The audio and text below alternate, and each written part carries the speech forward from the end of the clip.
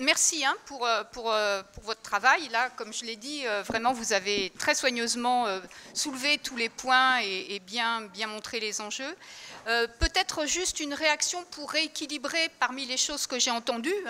Je n'ai peut-être pas pensé à tout, mais dans ce que j'ai noté que vous mettiez en balance avec un préjugé très favorable du côté du secteur public, l'attitude des chercheurs publics et privés et l'attitude plus largement du secteur public et privé. Et ça peut peut-être être quand même nuancé, notamment par exemple par le fait que les chercheurs du secteur public sont mis en position d'être complètement désintéressés. Le système est fait de telle manière qu'ils aient la liberté académique. Et donc, quand ils sont en position de soulever des lièvres, c'est leur travail. Et peut-être on peut se dire qu'ils ne le font pas assez, plutôt que de penser que ce sont eux qui vont permettre de réguler le système. On peut s'interroger sur le fait qu'ils ne fassent pas assez. Et à nouveau, les mêmes causes, d'ailleurs, sont à l'œuvre pour expliquer notamment qu'ils ne le fassent pas assez. C'est le fait qu'ils manquent de temps, c'est le fait qu'ils doivent eux-mêmes faire leurs articles plutôt que d'aller éplucher ce qui est fait par d'autres.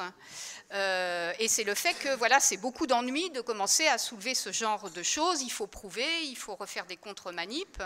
Bon, voilà, ça explique qu'ils ne le font pas. Et par exemple, dans le cas là, de l'anticancéreux, ce sont des chercheurs dont c'est le métier, c'est des chercheurs en santé publique. Donc là, pour le coup, ils publient, ils sont sûrs que ça leur servira à quelque chose.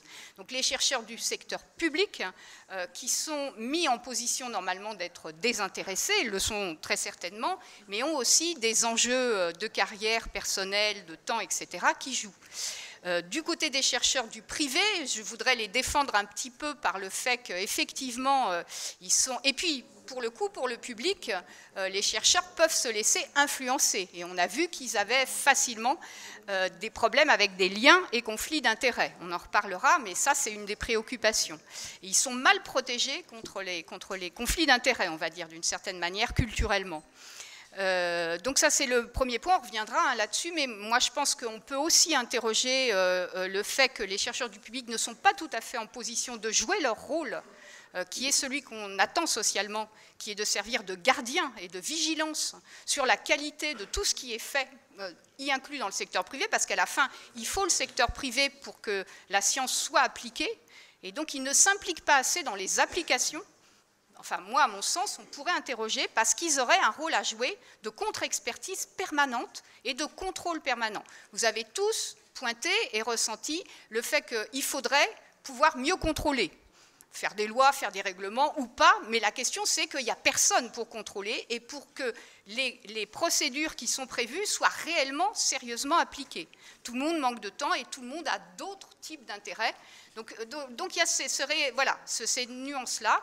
Du côté du privé, quand vous êtes chercheur dans le privé, vous êtes dans la position d'un employé du secteur privé et vous devez loyauté à votre employeur. Donc ils sont dans une position qui est beaucoup plus difficile. Ils ne peuvent pas dénoncer de l'extérieur comme est censé le faire un chercheur du public. Et donc, le contexte n'est pas du tout le même pour eux, et c'est très compliqué parce que vraiment, dans votre contrat de travail, vous devez loyauter à votre employeur. Et là, c'est le problème des lanceurs d'alerte qui... Effectivement, dans le privé, il y a beaucoup de gens qui pourraient dire des choses et ça devient un mécanisme dont on a besoin. Il y a des lois qui viennent d'être faites, notamment les lois dites Sapin 2. Alors, c'est des lois qu'on a mis en place parce qu'on pensait beaucoup aux problèmes financiers, mais elles s'appliquent aussi pour les problèmes scientifiques.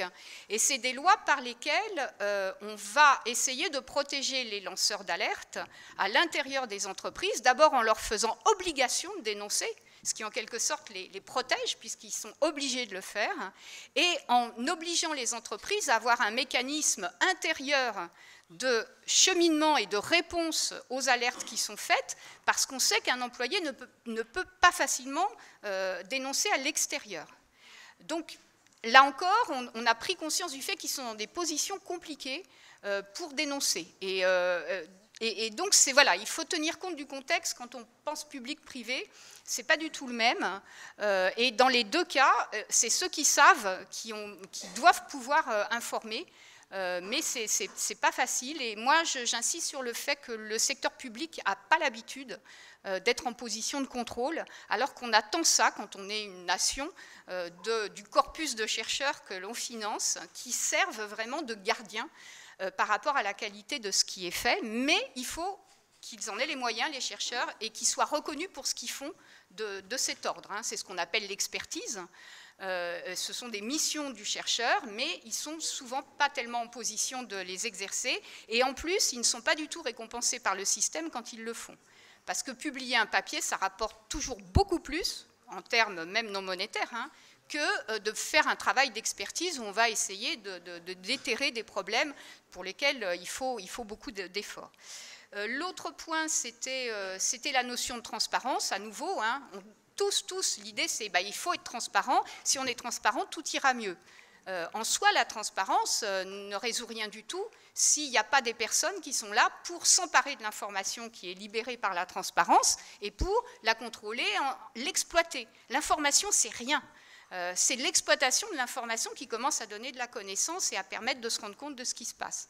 Donc actuellement, on fait beaucoup de choses sur la transparence, mais ça n'est en soi qu'un outil. Et à nouveau, on va retomber sur le problème de la responsabilité individuelle d'abord, et puis la responsabilité des communautés. L'autre point sur lequel, on va le voir ensuite, on va le voir par la suite. Donc, vous avez pointé que quand même, on ne peut pas contrôler tout. Et que, en fait, la recherche, donc la découverte de choses nouvelles que personne ne connaît et que personne ne peut évaluer avant un certain temps, par définition, personne ne sait ce que ça vaut. Et donc le contrôle, il est dans la manière de faire. Il faut que les méthodes soient les plus correctes possibles pour que ça soit solide au moins et que ce qui est obtenu comme résultat ou connaissance ait des chances d'être vraiment fiable. Et là encore, il y a vraiment la notion que le contrôle ne peut venir que du milieu, de l'intérieur et de l'ensemble des participants et du collectif qui est aux prises avec le sujet qui va permettre d'avoir des conclusions nouvelles. Donc bon, c'était vraiment les points sur lesquels je voulais simplement réagir. Il y avait aussi, mais on y reviendra sinon dans le reste, je pense. Vous avez bien pointé la pression de production. C'est une pression de production qui s'exerce sur les chercheurs. C'est de la production bête. Les articles, c'est de la production, c'est des choses qu'on peut dénombrer. Je vous rappelle que c'est un substitut à la connaissance qu'ils contiennent. Vous voyez, le rapport est quand même assez lointain entre des connaissances nouvelles, avec tout ce que ça suppose pour être exploité et incorporé, et la mise en forme dans un article. Et ce qu'on dénombre, c'est l'article. Et c'est la production d'articles ou de chapitres de livres, c'est pareil. Donc là, il y a vraiment cette pression. Et puis la pression que vous avez peut-être moins mis en avant, mais qui est extrêmement prégnante, de la concurrence. Voilà, la concurrence pour avoir des moyens pour pouvoir chercher, la concurrence pour pouvoir stabiliser sa situation professionnelle, etc. Donc ça, c'est aussi le contexte qui explique pas mal de choses. Peut-être on va pouvoir ensuite entrer dans le vif du sujet. Est-ce qu'il y a des points? Non. Dans ce que je viens de dire, il n'y a rien qui soulève de contre-feu. D'accord, donc on va pouvoir commencer. Donc on reprend la diapo de départ. Rien à dire, on ne va pas reprendre, mais vous voyez le lien compliqué entre ces valeurs sans problème aucun et la réalité de ce qui se pratique avec des êtres humains normaux pris dans des contextes compliqués et ayant des intérêts contradictoires. Donc, comment et pourquoi bien sûr, pour la beauté de savoir comment et pourquoi, mais oui, il y a quelqu'un qui... Non, mais surtout pour prévenir et pour se demander comment faire de la prévention et quels moyens mettre en œuvre pour aider les chercheurs à respecter l'intégrité scientifique, sans parler de l'éthique et de tout le reste.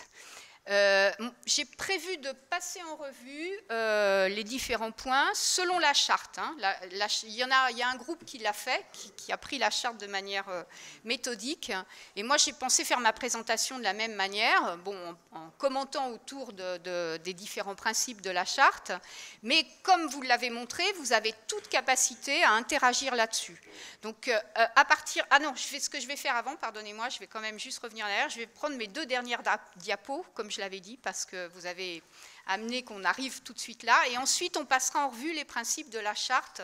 Et l'idée, c'est que ça soit interactif. Et que ce que vous avez dit pendant vos discussions, on puisse échanger à propos de tel et tel principe. Donc, je vais aller sur la fin de ma présentation. Voilà. Voilà. Vous avez pointé deux choses sur lesquelles je voulais conclure, comme si on avait découvert ça, mais vous l'avez découvert bien avant. Le premier, c'est le lien entre la responsabilité personnelle, en tant que personne individuelle, si je puis dire, et la responsabilité personnelle dans le collectif. D'abord, en psychologie cognitive et dans des tas d'autres disciplines qui s'intéressent à ces problèmes, il y a ce qu'on appelle le triangle de la transgression. Faire un écart à l'intégrité scientifique, c'est transgresser. On sait très bien qu'on fait un écart. Alors on se le dit plus ou moins, enfin il y a toutes les nuances, on est dans la zone grise, c'est gris, les chats sont gris, enfin bon, voilà. Le point, c'est qu'on sait qu'on transgresse le plus souvent, surtout si on a été bien formé comme vous allez l'être, et on fait une transgression. Et vous avez déjà pointé, hein, le triangle de la transgression, c'est avoir une motivation à transgresser. Ça, les motivations, vous les avez bien vues et bien pointées. La pression de production, la nécessité de faire ce qu'on a dit qu'on ferait pour un financement, tout ce que la concurrence, qui est en soi une motivation, enfin, etc. Et là, on peut jouer, il y a des mécanismes, mais c'est des mécanismes systémiques quand même, parce que c'est le contexte auquel est soumis l'ensemble des... Quand je dis chercheurs, et dans la charte ça sera vrai, c'est tous ceux qui participent au projet de recherche. Hein. Les ingénieurs, les responsables d'animalerie, enfin tout le monde est pris dans la même obligation et responsabilité individuelle. Donc il y a la motivation, il y a la rationalisation. J'ai entendu dans un des groupes typiquement un exemple de rationalisation. C'est l'inégalité de départ de gens qui veulent compenser des événements contraires ou le fait qu'ils ne sont pas à armes égales et qui veulent en quelque sorte, à leurs yeux légitimement, essayer de rétablir un peu les équilibres. Et dans la notion de rationalisation, très souvent, dans les vraies affaires où il y a des problèmes d'intégrité, où vraiment on est sorti de la zone même grise, il y a des personnes qui se font justice elles-mêmes parce qu'elles réagissent à quelque chose qu'elles ont trouvé injuste. Et là encore, le contexte intervient beaucoup. Parce que la réaction à l'injustice, vécue comme systémique ou pas systémique, fait que les gens s'autorisent à transgresser. Et là aussi, il y a un travail qui peut être fait, et c'est un travail qui est collectif. Parce que c'est le collectif qui va faire que la personne trouve une autre voie que ce type de compensation très personnelle et très cachée, de compenser ce qu'elle ressent comme une injustice. Et il faut qu'elle puisse s'exprimer sur l'injustice pour éviter de prendre d'autres voies. Et puis le dernier côté du triangle, et là aussi c'est le collectif qui l'offre, et c'est non seulement les pairs mais aussi les responsables, c'est l'opportunité. Il faut que l'occasion vous soit donnée de transgresser, plus ou moins, mais il faut que les procédures soient telles que l'occasion ne se présente même pas et que la tentation, du coup, n'existe même pas. Le meilleur moyen d'être tranquille, de ne pas prendre une énergie énorme à se forcer à des exigences méthodologiques extrêmement fortes, c'est que collectivement, les bonnes méthodes aillent sans dire et soient complètement partagées. Et qu'on ne se retrouve jamais seul à faire des relevés de données, à prendre les données d'un appareil, des choses élémentaires, mais aussi qu'il y ait dans le labo chaque semaine des discussions de ce qui a été trouvé par les uns et les autres, qu'il y ait l'habitude de vraiment échanger et qu'il y ait ce qu'on appelle un mentorat, c'est-à-dire des personnes qui vous forment parce qu'ils sont plus expérimentés, qui vous aident à n'être jamais en opportunité de louvoyer. Parce que, voilà, c'est comme ça que ça arrive, évidemment. Et donc là, c'est le lien entre l'individuel et le collectif. Parce qu'on permet au collectif d'être intègre, et c'est le collectif qui vous permet d'être intègre. Et il y a vraiment une dialectique qui est compliquée et qui démarre dès le laboratoire.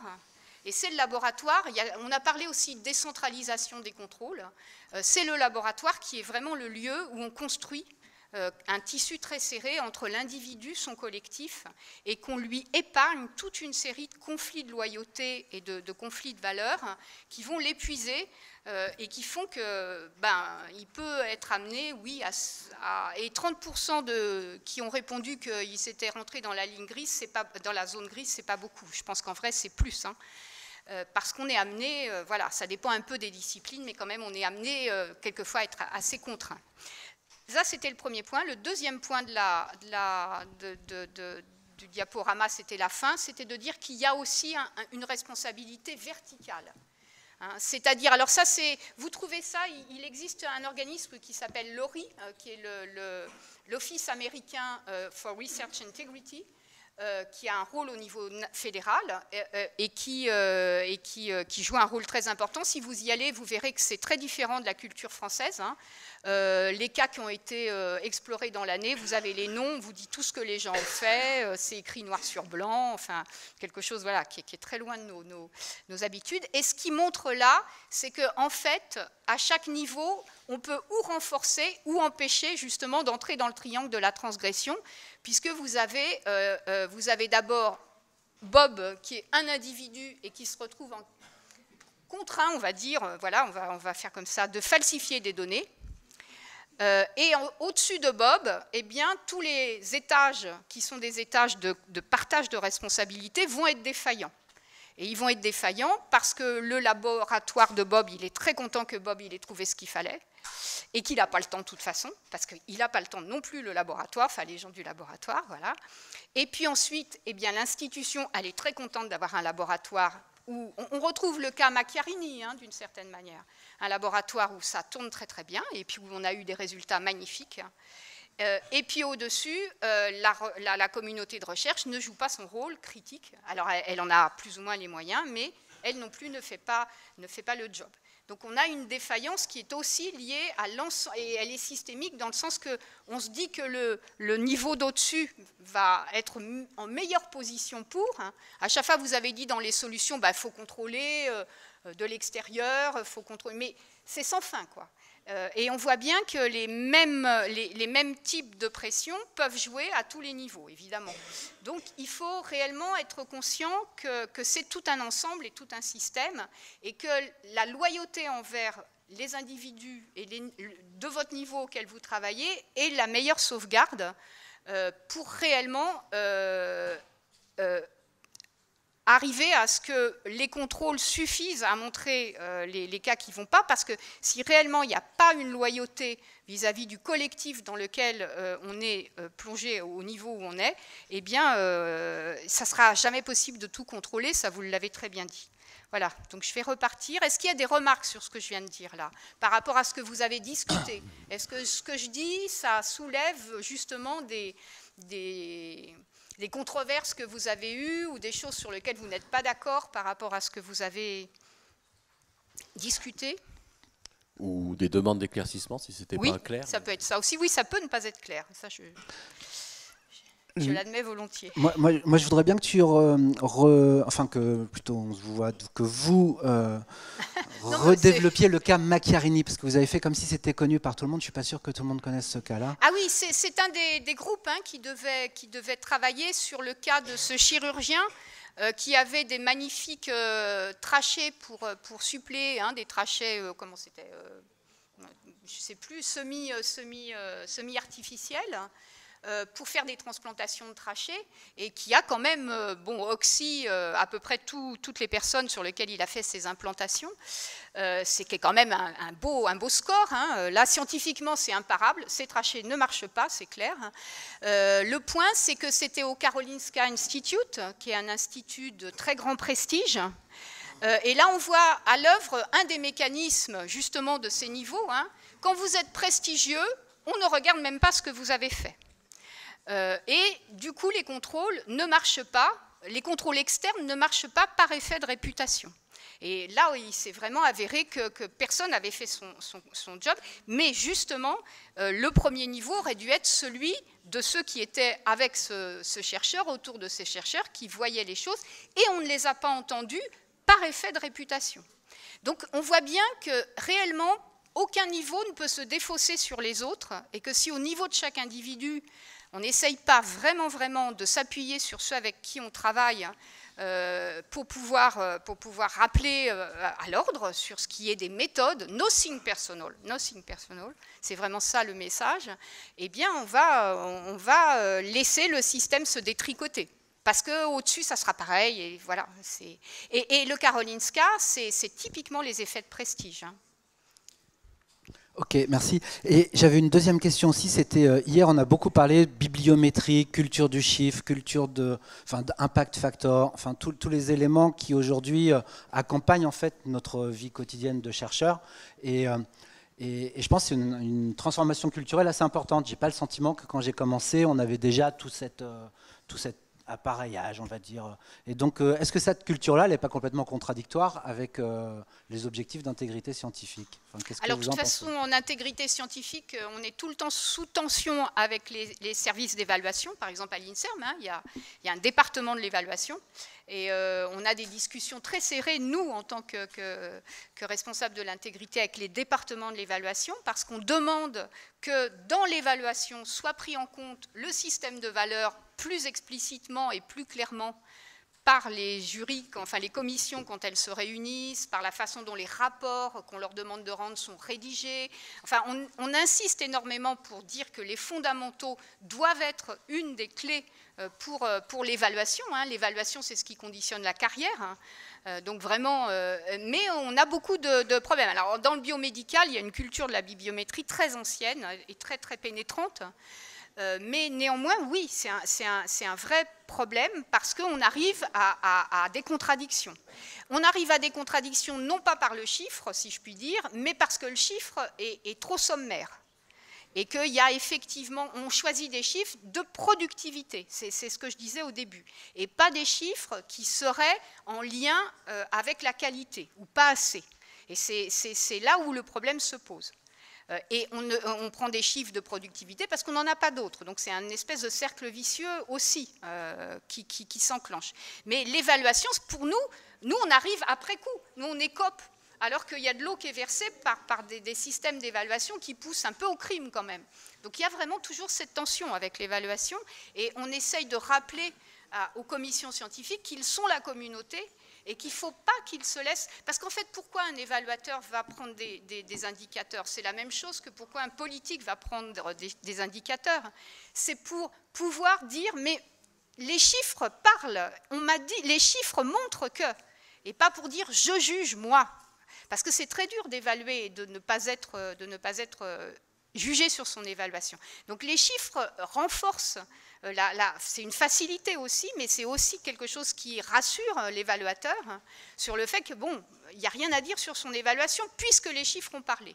Donc on voit bien que c'est assez compliqué et qu'il faut réellement, là aussi, tenir, que la communauté exige, parce que c'est la communauté qui a de la force à ce niveau-là, exige des évaluateurs qui sont des membres de la communauté, qu'il y ait une prise en compte explicite et plus explicite de valeurs d'intégrité et qu'un chercheur puisse expliquer pourquoi il n'a pas publié quand il a de bonnes raisons et que ça lui soit compté à crédit et pas en détriment.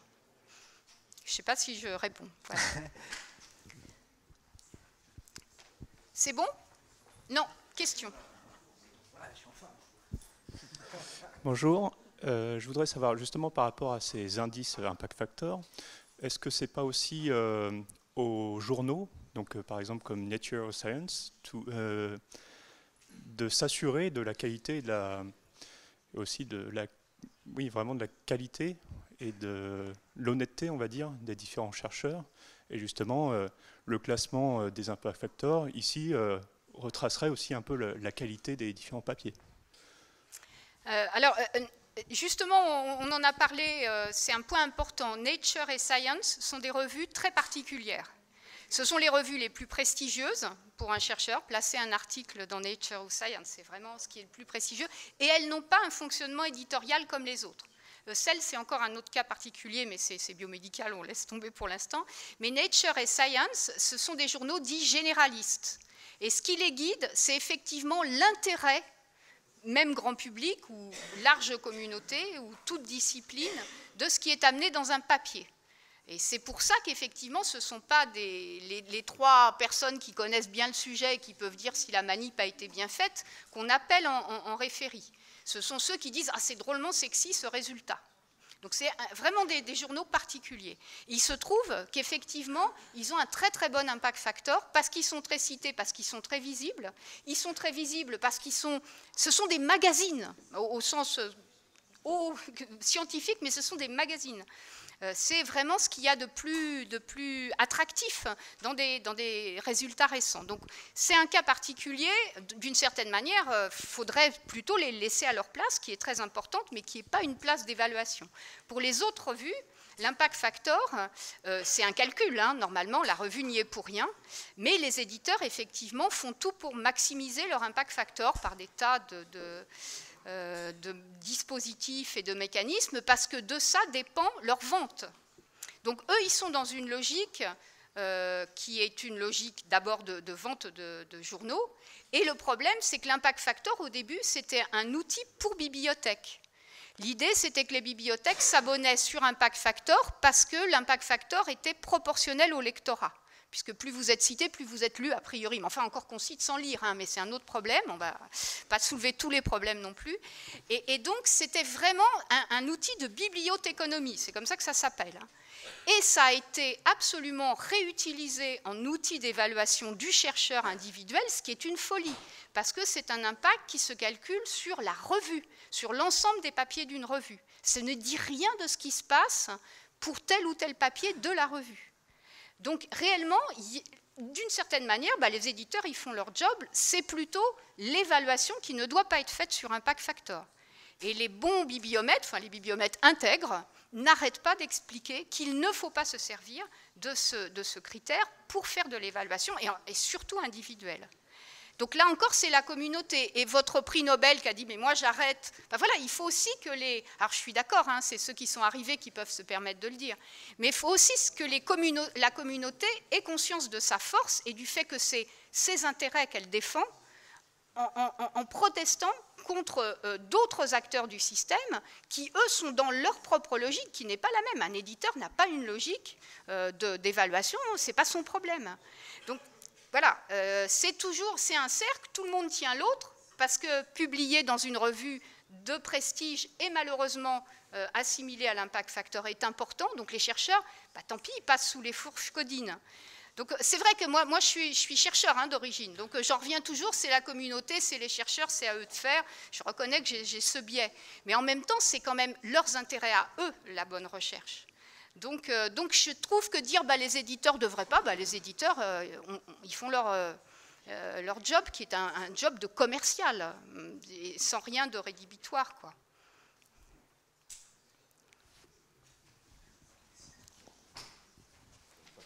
Ouais, c'est bien, je vais appuyer plus encore. Bonjour. On a beaucoup parlé des biais à l'intégrité scientifique, mais est-ce que justement c'est pas intrinsèque à la recherche à un niveau professionnel? Je veux dire, un chercheur qui exerce la recherche indépendamment de toute autre activité est forcément soumis à une pression de productivité, une pression financière. Est-ce que du coup, justement, c'est pas inévitable? Alors, c'est inévitable cette pression. Là, pour le coup, l'analogie que j'aime pas trop parce qu'elle est trop utilisée du code de la route est valable. Je veux dire, vous voulez arriver plus vite, le stop glissant, là, ce qu'on appelle le stop glissant quand on a fait une petite séance de remise à niveau comme moi, voilà, oui, il n'y a personne, on peut, voilà. Bon, donc on est quand même dans ce type d'analogie. C'est inévitable et c'est intrinsèque à la recherche. C'est pareil, l'erreur, faire un article, parce qu'on se trompe aussi, parce qu'on croit à ses résultats, parce qu'on est passionné. Et les biais dans les manips, ils viennent aussi parce qu'on veut croire qu'on a raison. Donc c'est des choses qui sont inhérentes à la recherche. Et ensuite, on se dit, ben, tout le monde va critiquer, on verra bien. Et voilà, il y a de la passion. Hein. C'est un métier où tous les gens sont passionnés. Donc voilà, c'est sûr que c'est intrinsèque. Par contre, le code de la route, il est là pour éviter les collisions. Parce qu'à chaque fois qu'on entre dans la zone grise, on va dire, on espère que les autres conducteurs, eux, ils sont en train de bien se tenir. Hein. Et c'est toujours le problème voilà, du collectif et de l'individuel. Oui, vous avez raison, c'est absolument inhérent. Toutes ces règles, c'est ce que j'ai dit, ne pas faire, mais aussi ne pas faire parce que c'est inhérent à la recherche. Oui, je suis d'accord. D'où les règles et d'où l'aspect, tant pis, on les maintient parce qu'un jour on saura pourquoi elles étaient là. C'était vraiment mieux qu'elles ont évité d'entrer dans des zones où ça dérape après, quoi. Vas-y, moi j'ai une question aussi. Vas-y, pardon.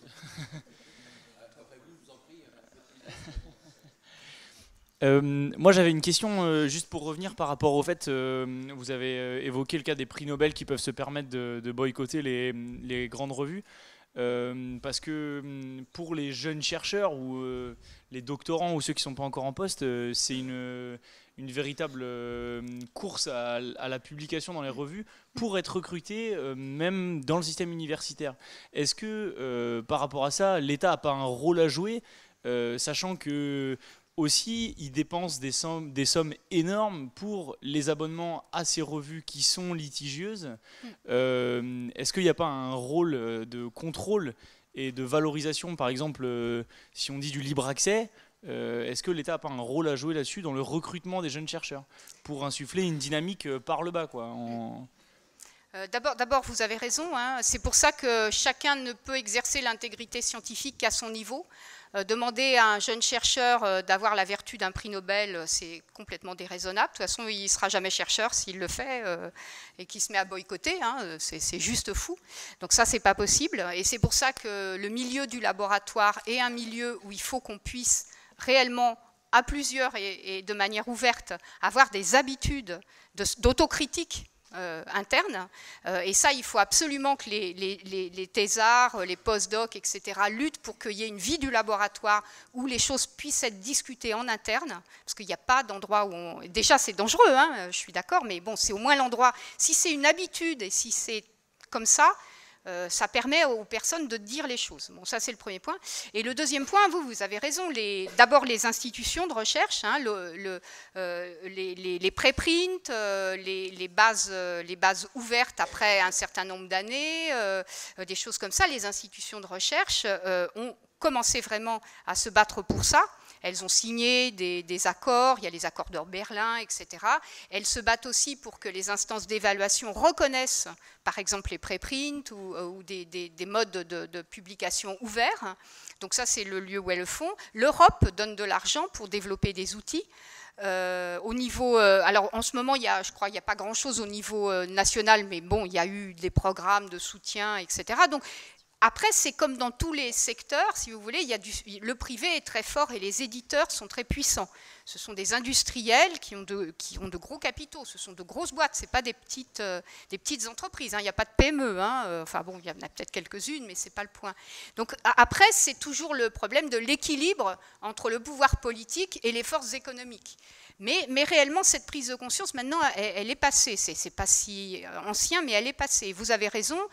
Par exemple, maintenant, au niveau européen, les financeurs, et il y a aussi dans beaucoup de pays, les financeurs qui financent des projets de recherche exigent qu'ensuite, les articles qui seront issus de ces recherches soient en accès ouvert.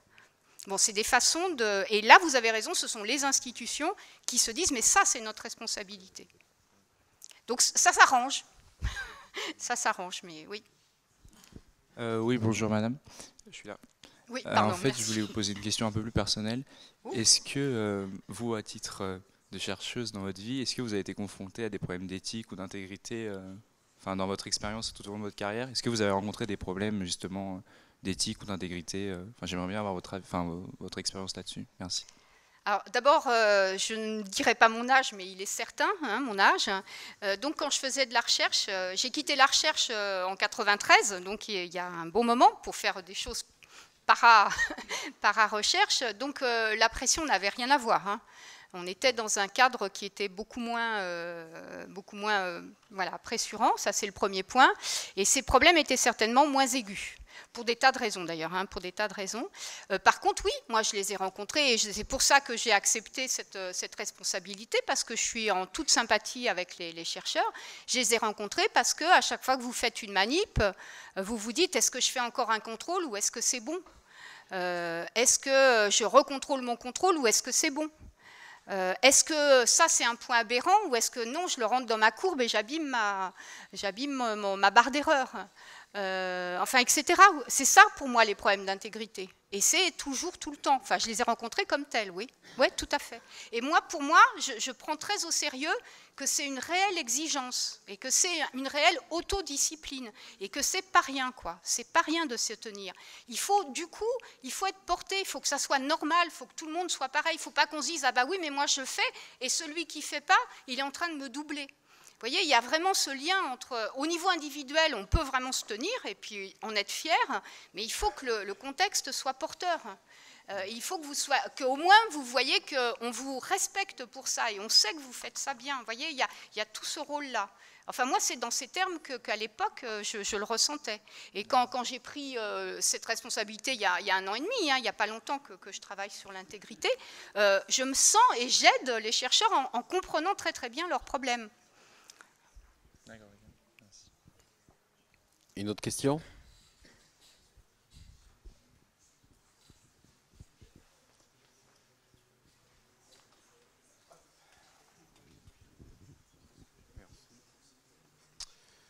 Bonjour. Bonjour. Moi, je voudrais savoir comment vous estimez l'impact de la négligence ponctuelle des revues à comité de lecture, justement au niveau de la relecture, laquelle a été mise en évidence, alors, par exemple dans l'affaire Sokal, dans le domaine des sciences sociales, mais aussi plus récemment dans le domaine des sciences dures, même en maths d'ailleurs. Oui, il y a tous les mécanismes de contrôle, hein, vous l'avez dit, ça fait partie des mécanismes de contrôle. Tous les mécanismes de contrôle sont un peu débordés, on va dire. Parce qu'il y a de plus en plus de publications en nombre, hein, parce qu'il y a de plus en plus de revues en nombre, parce qu'il y a de plus en plus de chercheurs, jeunes chercheurs, chercheurs temporaires, parce que c'est un monde qui s'est beaucoup complexifié, avec des mécanismes qui étaient robustes, mais qui étaient robustes avant ce changement d'échelle. Et donc on se retrouve dans des simplement. Quand vous dites négligence, j'entends, vous voulez dire, ils n'ont pas assez regardé et ils auraient dû voir qu'il y a des problèmes dans l'article. Mais quand vous êtes relecteur d'articles, vous avez un temps limité pour rendre, et puis vous avez vos propres articles à faire. Et si on ne vous a pas tout bien exposé, ou si vous ne connaissez pas la personne assez pour vous dire « bon, j'ai confiance », eh bien, vous n'allez jamais essayer de creuser les manips. Alors vous allez redemander un contrôle. Vous allez dire bah, « je veux un contrôle de plus ». Ça peut être une façon de faire. Mais réellement, tout le monde est un peu débordé, et tout le monde compte que l'autre va bien faire le boulot à fond, parce que les contrôles ne peuvent être que légers, si je puis dire. Je ne sais pas si je réponds à si c'était ça que vous me demandiez. Oui, enfin, je m'intéressais sur l'envergure de l'impact que ça peut avoir sur la tentation des chercheurs à faire passer entre les mailles du filet certains articles douteux. De toute façon, le chercheur, il arbitre hein, il veut une bonne revue, donc il va essayer d'embellir les résultats, par exemple, un peu, ou de donner une rhétorique, parce que c'est comme ça qu'il va attirer l'attention, mais il prend un risque s'il va trop loin, parce que si réellement il commence à être critiqué, il peut n'y avoir rien d'ouvert hein, dans le milieu, mais on commence à considérer que ce gars-là, on peut pas trop, il faut lire en clignant des yeux, c'est papier. Donc chacun arbitre par rapport à ce qu'il évalue du contrôle qu'aura la communauté sur lui et du contrôle que lui-même fait par rapport à son travail et à son engagement dans la communauté. Donc je reviens toujours à la même affaire. Hein. Je suis d'accord que ça a un impact si on se dit bah, ça passera, puis si ça passe, il n'y a plus personne qui... voilà, c'est gagné.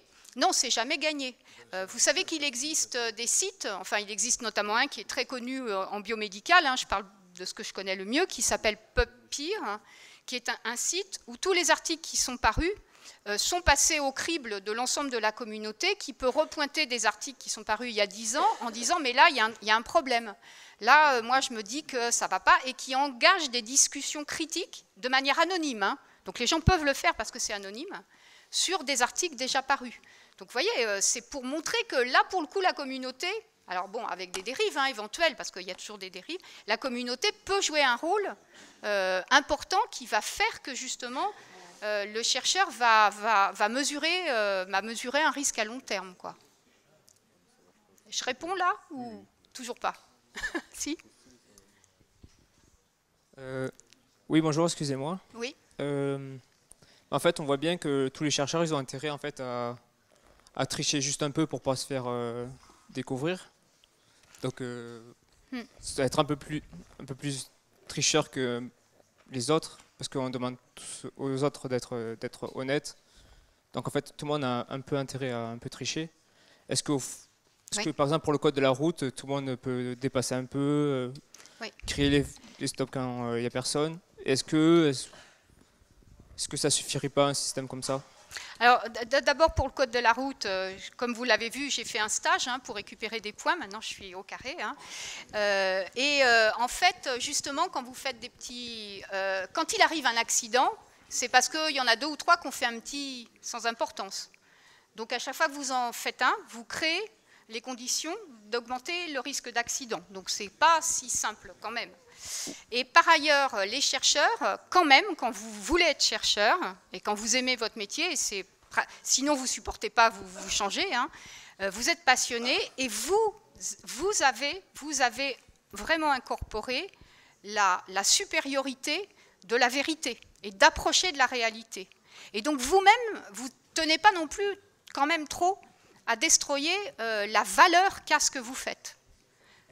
Oui, exactement, mais il y aura toujours des gens pour vouloir faire mieux, toujours dans la compétition. Tout à fait. Et est-ce qu'on a vraiment envie d'avoir un système qui vérifie tout pour tout le monde, qui est ultra lourd, ou est-ce qu'on les laisse faire et tant pis? Normalement, la revue critique par les pairs, ça régule ce genre de choses. Il y a toujours, c'est normal. Oui, voilà. Normalement, mais on voit bien qu'il y a des failles. Il y a des failles. Mais est-ce qu'on n'accepte pas de vivre dans un monde plein de failles en avançant? Voilà, exactement. Est-ce qu'on ne pourrait pas dire ouvertement, le système, il est pas trop mal, il n'est pas parfait, mais bon, tant pis pour la science, entre guillemets, ça marche pas trop mal pour tout le monde. Et plutôt que dire il faut être honnête, il faut être intègre, dire bon, vous pouvez être un peu limite, mais abusez pas trop, quoi. En fait, ce que vous dites, ça dépend vraiment des cas. Ça dépend vraiment des conséquences, ça dépend vraiment du contexte. C'est très difficile à dire d'une manière générale. D'une manière générale, il faut quand même s'en tenir aux règles. C'est vrai qu'il y a des fois des choses qui sont sans conséquences. Mais j'insiste sur le fait que... il est très difficile d'anticiper toutes les conséquences. Donc moi j'entends beaucoup quand les pépins sont arrivés, les gens dire « Oh mais c'était sans conséquences ». Et non, justement, ils sont dans les ennuis. Donc ils avaient... Parce que tout le monde, quand il le fait, se dit « Bon, c'est rien, ça change rien, ça aurait été les mêmes résultats, etc. » Et non. Donc voilà, c'est des choses qu'on peut peut-être se dire intérieurement, mais l'ériger en pragmatisme, j'y crois pas trop. Parce que c'est trop compliqué de préjuger de ce genre de choses. D'accord, merci.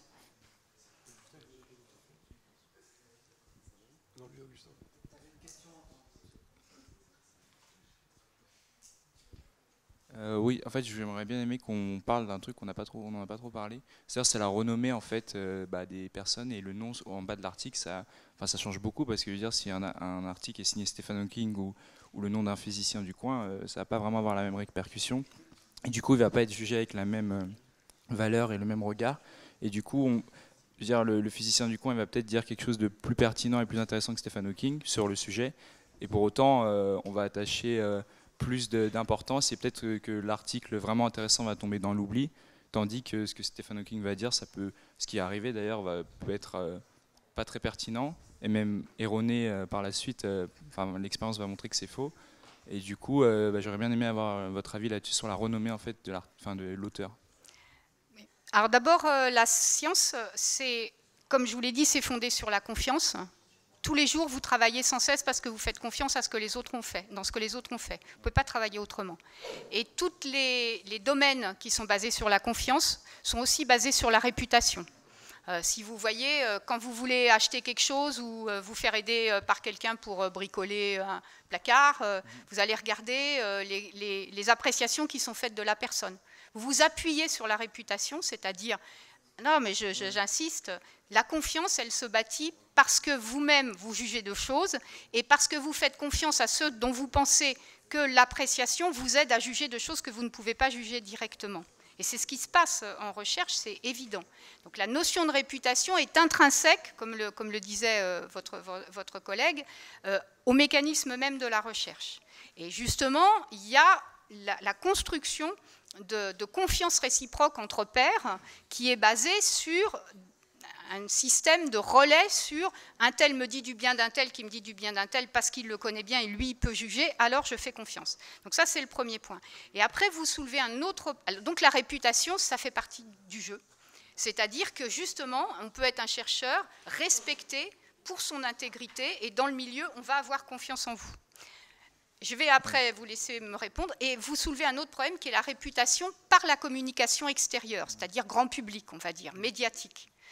Ça, c'est pointé dans la charte. Tout ce qu'on est en train de dire, je sais que c'est pointé dans la charte et que vous l'avez vu.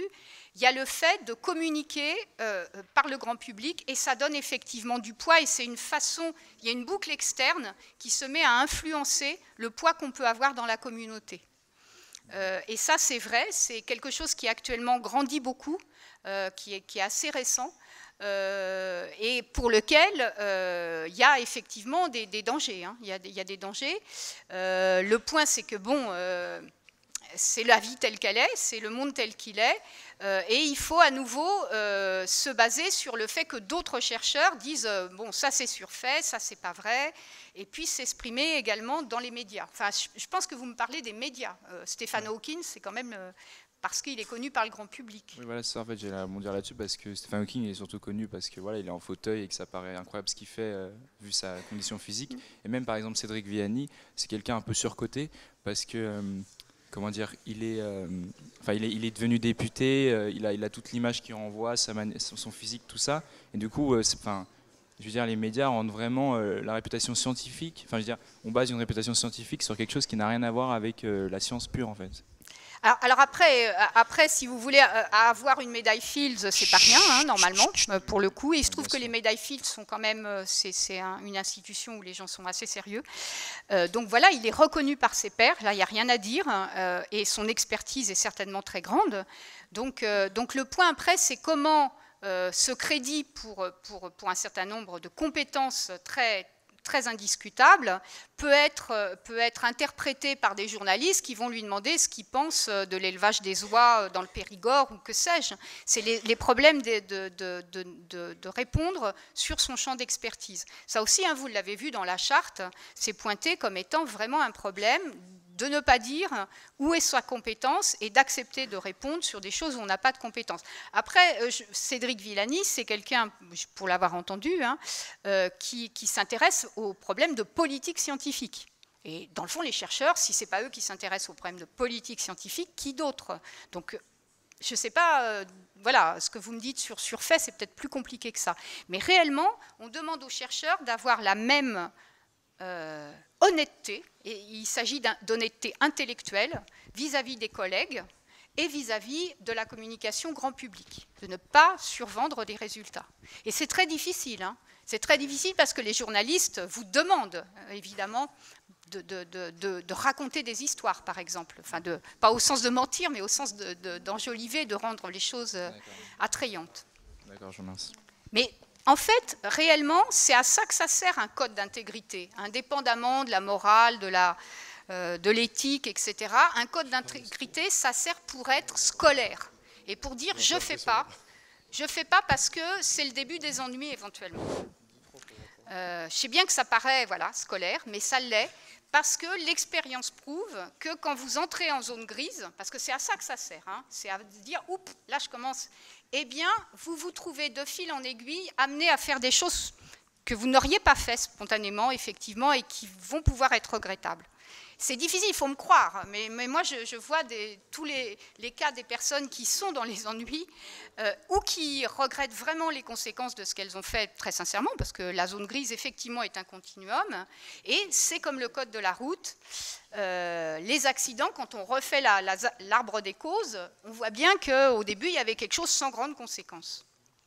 Et puis, de toute façon, c'est trop fatigant de se reposer des questions du « suis-je honnête aujourd'hui ?» C'est pas possible. Donc, il faut réellement se mettre des barrières et s'aider collectivement à les tenir, parce que ça gâche quand même ça gâche le métier, quoi.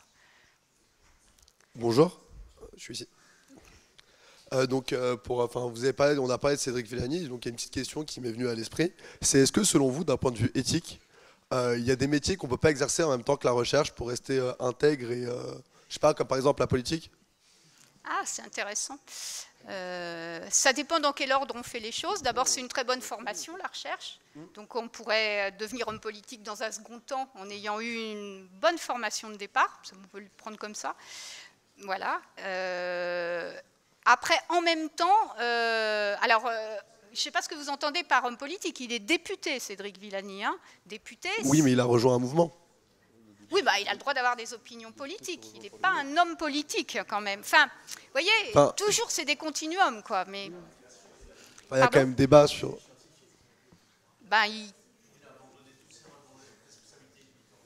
D'accord, il est plus directeur de l'Institut Poincaré, donc il a lâché. Voilà. D'accord, enfin Cédric Villani c'était un exemple, mais oui, la question était plus générale. Mais ça montre, oui, je comprends. Et, alors en plus, on ouvre un autre point qui est le point des liens d'intérêt. Hein. Aussi. Voilà, lien d'intérêt, c'est un conflit de loyauté. Et évidemment, le lien d'intérêt, c'est la possibilité d'entrer en conflit d'intérêt et de devoir se taire. Voilà. Donc oui, effectivement, il y a sans arrêt à juger de liens et conflits d'intérêt. Alors, après, c'est à chaque fois le cas. Hein, comme vous le savez, on demande maintenant à toute une série de responsables, de personnes qui, d'une manière ou de l'autre, participent à l'expertise ou à la décision ou à l'évaluation, de remplir des fiches de liens d'intérêt. Et ils doivent décrire tous leurs liens, qui ne sont pas des conflits encore, hein, qui sont simplement ce qui les lie à d'autres personnes, à des institutions, à des entreprises, à des mouvements, etc. Ils doivent tout déclarer. Et ensuite, au cas par cas, on peut vraiment juger si on doit leur demander, ou d'eux-mêmes, ils vont considérer qu'ils peuvent être influencés par leurs liens d'intérêt et donc entrer en conflit d'intérêt. Enfin, je ne sais pas si c'est super efficace dans le sens où si par exemple j'ai envie de privilégier quelqu'un, sur la fiche de renseignement, cette personne-là, je vais oublier de la citer. Bien sûr. Et donc c'est pas... Bien sûr, c'est un manquement à l'intégrité d'abord. Vous êtes déjà dans la zone grise là, hein, quand vous faites ça. Si, vous êtes en train de faire ça. Oui. Voilà, vous y êtes là, en plein. Et puis vous dites, mais c'est pas important. Vous savez, il y a c'était un PUPH, je crois, c'est un professeur de médecine là, qui était expert sur la pollution.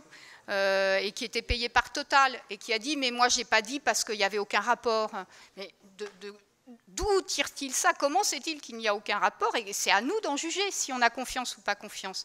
Parce que normalement, vous devez donner tous vos liens d'intérêt pour laisser les personnes être informées de ce qu'elles jugent, de l'influence que ça peut avoir sur ce que vous dites. Ce n'est pas vous qui décidez. Et donc, si vous ne déclarez pas de manière très transparente tous vos liens d'intérêt, et après, vous pouvez avoir à vous expliquer en disant non, là, il n'y a pas conflit, en donnant toutes les raisons pour lesquelles, à votre avis, il faut vous argumentiez. Si vous ne le faites pas, vous ne faites pas ce que vous devez. Vous êtes vraiment en écart par rapport à l'intégrité.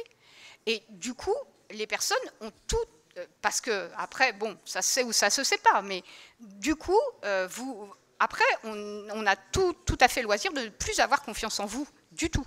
Cette fiche, elle a un point de vue moral ou un point de vue légal?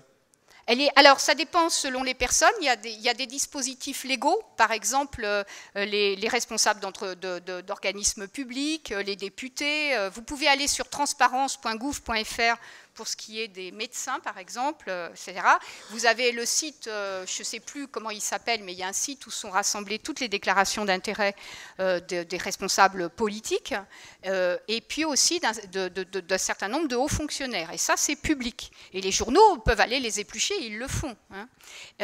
Et puis, quand vous ne déclarez pas, vous prenez ce risque-là, et de toute façon, vous êtes déjà dans les ennuis. Et elle doit être renouvelée tous les combien de temps? Enfin, est-ce que c'est imposé d'être renouvelée par exemple tous les 3 ans?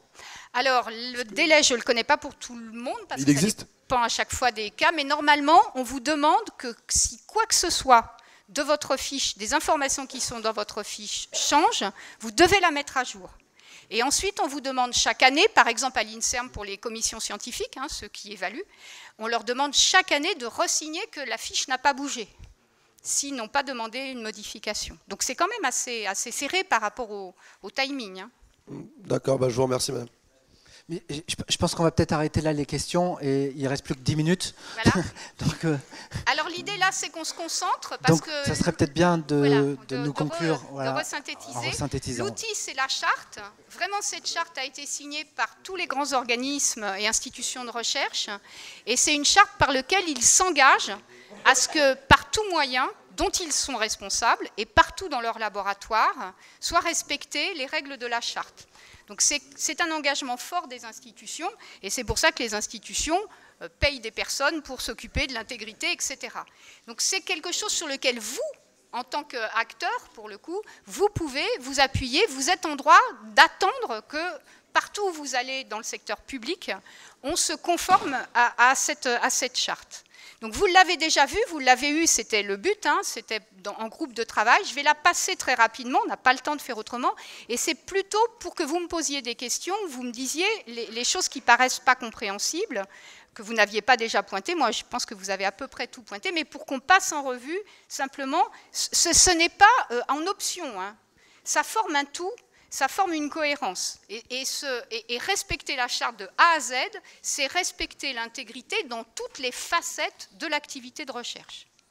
Donc voilà, c'est à prendre comme ça.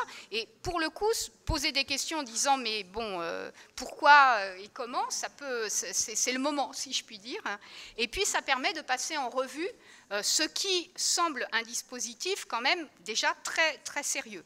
Alors c'est conforme à tous les grands textes internationaux, parce qu'en intégrité scientifique, il existe des textes internationaux, puisque la confiance, il faut pouvoir la bâtir quand les équipes collaborent à l'international. Donc il faut avoir une charte commune.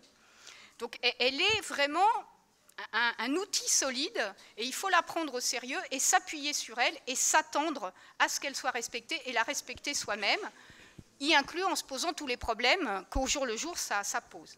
Donc le premier, c'est les dispositifs législatifs et réglementaires. Un chercheur, c'est d'abord un employé. Alors ça peut être un fonctionnaire, mais il est employé par la fonction publique. Et la première chose qu'il faut faire, c'est ça. Et vous avez pointé le fait qu'on peut se poser des questions sur le fait que ces textes soient accessibles et connus. Et ça, c'est la responsabilité des institutions, d'avoir un dispositif vraiment sérieux pour que tout chercheur ou même étudiant dans un laboratoire ait accès à tous les textes réglementaires auxquels il doit se conformer. Il n'y a pas de mystère, mais effectivement, comme ils changent beaucoup, alors il y a les lois aussi, il n'arrête pas d'y avoir des lois sur intégrité, transparence, corruption, ça n'arrête pas. Déontologie des fonctionnaires, etc. Et donc après, il faut percoler, il faut que l'application, les décrets, c'est très lourd de faire connaître à tout le monde la réglementation parce qu'elle évolue énormément. Mais bon, ça, il n'y a pas de mystère, on voit bien le principe. Ensuite, la fiabilité, vous en avez touché un mot, on peut aller tout de suite. Voilà. La fiabilité, c'est que dans un travail de recherche, chaque étape compte. Et chaque étape, il faut vraiment, le maillon faible, c'est celui qui sera celui de l'ensemble de la chaîne. Et donc, il y a le fait d'avoir des hypothèses qui sont vraiment ambitieuses, c'est-à-dire en voyant tous les cas de figure et en se posant toutes les questions et en affrontant tout ce qu'on n'aimerait pas qu'il soit. On fait une hypothèse, on espère qu'elle est bonne, mais il y a toujours des hypothèses alternatives et il faut les affronter. Il y a le fait de concevoir le protocole expérimental ou la recherche de documentation si vous êtes historien, ou la recherche d'informations si vous êtes sociologue, c'est pareil. Donc de se mettre dans un dispositif expérimental qui soit lui-même de grande exigence. Il y a le fait, évidemment, d'acquérir toutes les informations de manière intègre sans en éliminer. Et ça, ce n'est pas facile non plus à faire, parce qu'on a une opinion sur ce qu'on collecte. Il y a ensuite de tester ces données. Alors, il y a toute la partie statistique, etc. Mais d'une manière générale, on a une opinion, on a l'impression que ce sont ces données et qu'on en est maître et qu'on peut bien les interpréter parce qu'on les connaît bien. Et voilà, il y a beaucoup de tentations de simplifier parce qu'on veut aller sur ce en quoi on croit. Quand on est chercheur, on part avec une hypothèse, on part avec une question, on a déjà des présupposés. Ce n'est pas facile de se tenir à réellement avoir l'esprit autocritique. Ensuite, il y a l'interprétation des résultats qui va permettre de publier d'une manière attrayante, on va dire.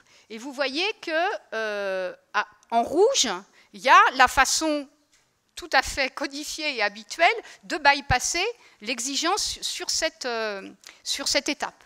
Et par exemple, il suffit, si je puis dire, d'avoir une mauvaise conception statistique de la façon dont on conçoit sa donnée, son expérience, pour écarter de facto des hypothèses auxquelles on ne croit pas beaucoup. Voilà. Donc, il y a le mécanisme qui est vraiment le mécanisme dit d'embellissement des résultats, il est tout le temps à l'œuvre. Il est tout le temps à l'œuvre, consciemment ou inconsciemment. Et là, on est dans la zone grise, hein, parce que c'est vraiment une exigence, et c'est pour ça qu'on a besoin des autres, parce que c'est quand même plus facile, en se confrontant aux autres, d'accepter des contradictions et d'accepter que c'est un peu faible et que non, il faut faire un contrôle de plus, etc. etc. Donc, en fait, ce n'est pas comme si on ne savait pas tous les show-straps. Hein. Ces show-straps existent. Ils sont bien décrits. Il y a toute une littérature, discipline par discipline, sur les bonnes méthodes, sur les façons d'être faible en méthode, sur les façons d'avoir une meilleure méthode, de contrôler, enfin, etc.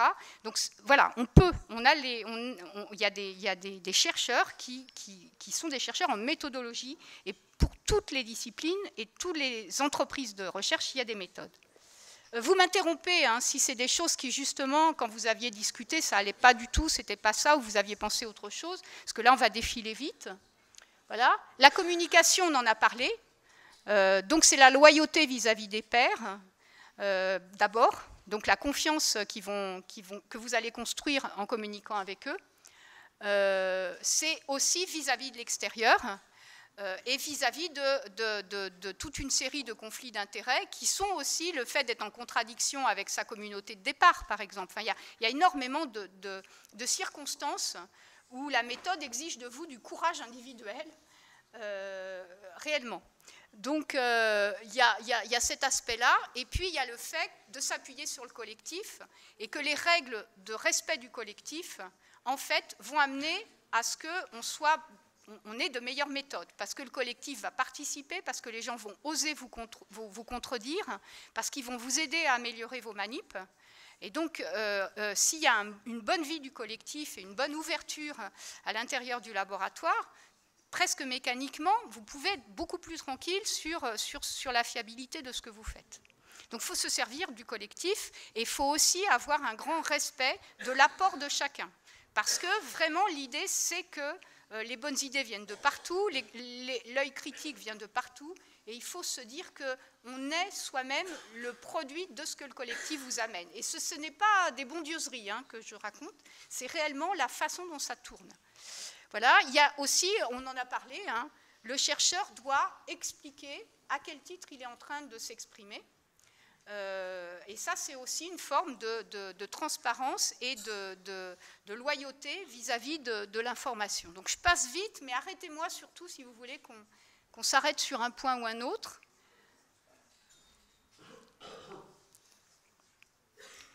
Alors, ça, on va le passer, c'est trop compliqué, mais c'est justement l'expression la plus aboutie du respect du collectif. C'est qui signe les articles, dans quel ordre et pour quelles raisons. Et c'est là que se noue un bon collectif ou un collectif où il y a des problèmes, mais on ne peut pas, enfin je pense qu'on ne peut pas rentrer, s'il reste 5 minutes, on rentrera là-dedans. Mais alors, 50% des cas que nous, on traite à l'INSERM, hein, dans le biomédical, ce sont des conflits d'auteurs, hein, ce sont des conflits sur ce sujet. Qui signe, comment, pourquoi, dans quel ordre, etc. Donc c'est très très important et c'est un enjeu très important pour un fonctionnement du collectif. Parce que quelqu'un qui aura été lésé à l'occasion d'une publication alors qu'il se juge contributeur, le coup d'après, il va rentrer dans cette logique de « je récupère l'injustice » aussi. Hein, c'est ce mécanisme-là qui est un mécanisme au jour le jour très, très prégnant. Donc si on commence à faire des petits coups de cutter, c'est après coup que ça peut vraiment avoir des conséquences. Voilà. Ça, c'est les lanceurs d'alerte. Hein. À l'heure actuelle, c'est encore très compliqué, la gestion de dire ce qui se passe et de faire des signalements, dit-on, sur des choses qui se passent. Maintenant, il y a une loi qui est passée, hein, déontologie des fonctionnaires et assimilés, donc au moins dans le secteur public, vous êtes obligés. Donc ça permet aux personnes de dire « mais je l'ai dit parce que j'étais obligée ». C'est une protection aussi pour que les personnes qui veulent faire des signalements puissent le faire en disant « mais sinon, moi, je risquais des sanctions ». Donc voilà, typiquement un mécanisme où la loi essaye de donner un outil aux lanceurs d'alerte. Hein, vous voyez bien, hein, le pauvre lanceur d'alerte, il va lancer son alerte là, dans des circonstances et dans une situation qui est quand même dangereuse, on va l'appeler dangereuse. Et c'est encore pour l'instant quelque chose de compliqué. Et pour ce qu'on sait, sauf des serveurs comme PubPeer, où c'est anonyme et où ça libère évidemment toute une circulation de l'information, sinon ce sont des personnes qui quittent la recherche, qui font des dénonciations, le plus souvent. Mais quand vous restez à l'intérieur, c'est très difficile. Alors nous, hein, en tant que responsables d'intégrité, les gens qui viennent nous voir, on leur garantit une confidentialité absolue, évidemment. Hein. Parce que sinon, c'est les mettre en trop grand danger tant qu'on n'a pas fini d'instruire. Et même quand on instruit, si rien ne nous oblige à le faire, ça dépend des cas, on leur garantit la confidentialité. Voilà. L'impartialité, l'indépendance, on a déjà... Alors là, vous avez vu tout ça, hein, avec les cas que vous avez vus, c'est vraiment un problème complexe qui est d'être indépendant, ça veut dire d'être un pur esprit, de se libérer de tous ces préjugés, de tous ces liens, parce qu'il n'y a pas que l'argent, évidemment. Il y a les liens de loyauté, il y a les liens hiérarchiques, il y a les liens de communauté, voilà. Donc la notion là d'intégrité est très exigeante. Je vous laisse juste 3 minutes pour vraiment terminer. Bon. Juste 3 minutes et après on finit. D'accord, c'est excellent, on y arrive, on est à 5. Super. Voilà, ça c'est juste pour dire qu'à la fin on est comptable aussi de la confiance que la population générale a dans les scientifiques. Ça c'est Ipsos, hein, tous les 2 ans ils interrogent sur tous les corps de métier. Les politiques, les hauts fonctionnaires, je ne sais quoi, la police, etc., et les scientifiques. Et les scientifiques, ça baisse inexorablement et quand même assez rapidement de renouvellement en renouvellement de cette enquête. Donc il y a quand même réellement, et les points qui baissent le plus, hein, qui sont très bas, par exemple là, 33% qui ont confiance encore dans les scientifiques, c'est tout ce qui est justement influence et conflit d'intérêts. Hein. Donc il y a réellement aussi un enjeu par rapport à l'institution de la recherche. Alors bien sûr, quelqu'un l'a dit, c'est vrai, c'est les scandales qu'on voit. Et tout ce qui se fait qui est tout à fait respectable et même vraiment super, on ne le voit pas, c'est vrai. Mais justement, il faut quand même avoir conscience que les scandales sont payés très très cher et il vaudrait mieux que la communauté régule et évite qu'il y ait des scandales. Donc, par exemple, Macchiarini, là, le Karolinska, il devrait vraiment regretter beaucoup de ne pas avoir contrôlé. Les travaux collaboratifs, on a déjà vu. Hein, et le cumul d'activités, c'est un point que vous aviez pointé. Ça consiste à avoir des contrats avec le privé en parallèle de son travail régulier. Donc ça, c'est une question de biais d'intérêt. Et puis la formation, ça c'est pour vous. Hein, on vous doit une grande attention, un grand respect et une grande personnalisation de la façon dont on vous enseigne le métier quand vous êtes dans un laboratoire. Et on doit aussi vous incorporer complètement à l'équipe et pas faire de vous des membres de seconde zone du laboratoire, même si vous êtes transitoire.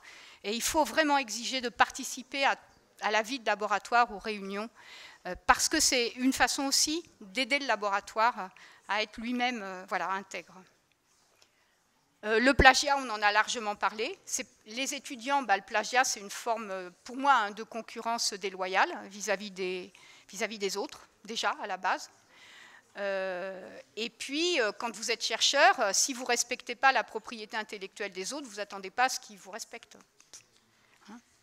Là, on va laisser, c'est tous les cas bien connus de transgression.